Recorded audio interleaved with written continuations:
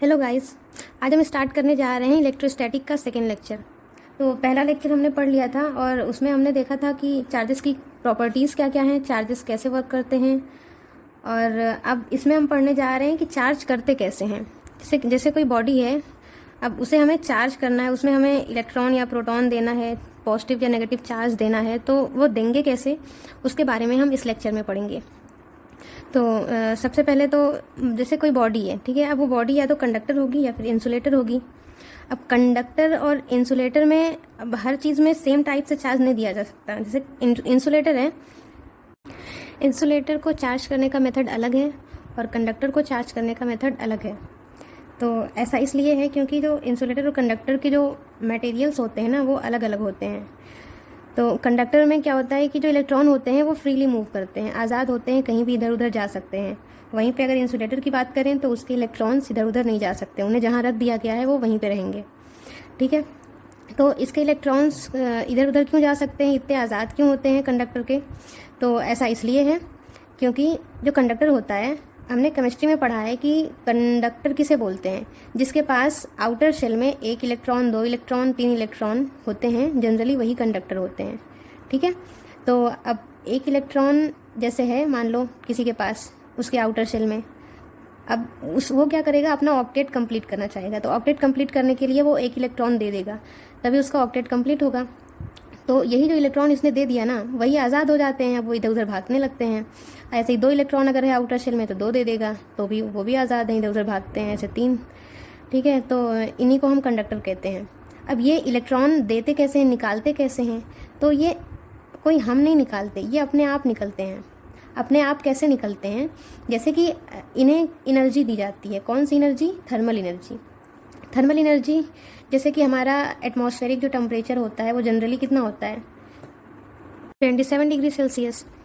तो अगर 27 degree Celsius हम उतनी हीट अगर फील करते हैं तो हमें उतना पता नहीं चलता ना। पर वहीं अगर इलेक्ट्रॉन्स इतना हीट पा जाएं तो वो बहुत तेज़ी से इधर उधर भागने लगते हैं। उनके लिए इतनी एनर्जी बहुत है, हीट एनर्जी। तो जब इतनी एनर्जी उन्हें मिलेगी तो वो अपने आप ही जो आउटर शेल है उसको छोड़ के भाग जाते हैं।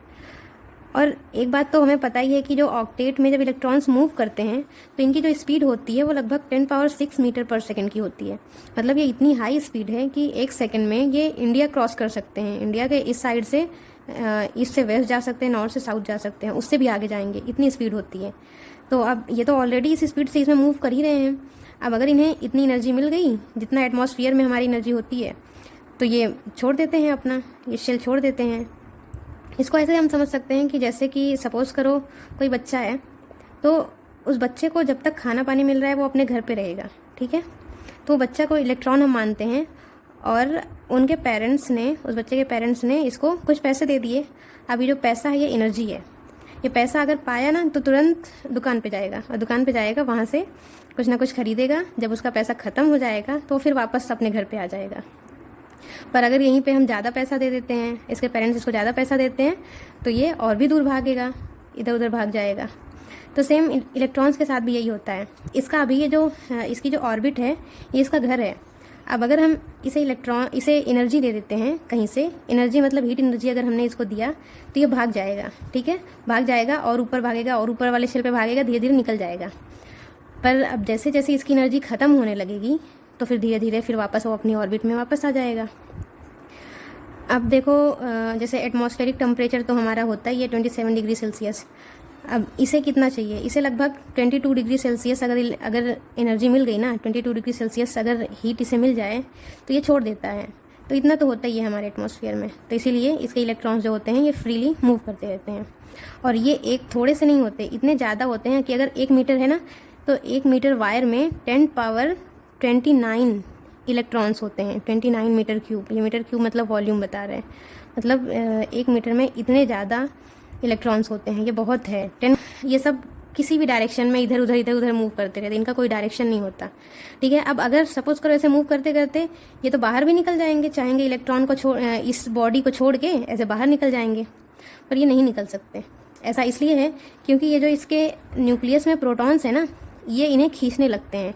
इलेक्ट्रॉन्स और प्रोटॉन्स में अट्रैक्शन होता है, ठीक है। तो अट्रैक्शन की वजह से जैसे ही अगर ये इनको एनर्जी मिल गई बहुत ज़्यादा, ये निकलना चाहेंगे, तो ये जो इनका न्यूक्लियस होता है, न्यूक्लियस में जो प्रोटॉन होते हैं वो इसे खींच लेते हैं, इसे निकलने ही नहीं देते। इसीलिए ये अंदर ही अंदर मूव करते हैं, चाहे जितना मूव करना चाहें। और वही अगर इंसुलेटर की बात करो तो इंसुलेटर में तो 5 से ज़्यादा इलेक्ट्रॉन हैं, ठीक है, आउटर शेल में। अब जब 5 से ज़्यादा हैं तो वो चाहेंगे कि 3 इलेक्ट्रॉन और कहीं से मिल जाए या 2 इलेक्ट्रॉन और कहीं से मिल जाए, तो इनका ऑक्टेट कंप्लीट हो जाए। तो इसीलिए ये इलेक्ट्रॉन्स को छोड़ते ही नहीं हैं, अंदर ही अंदर रखे रहते हैं।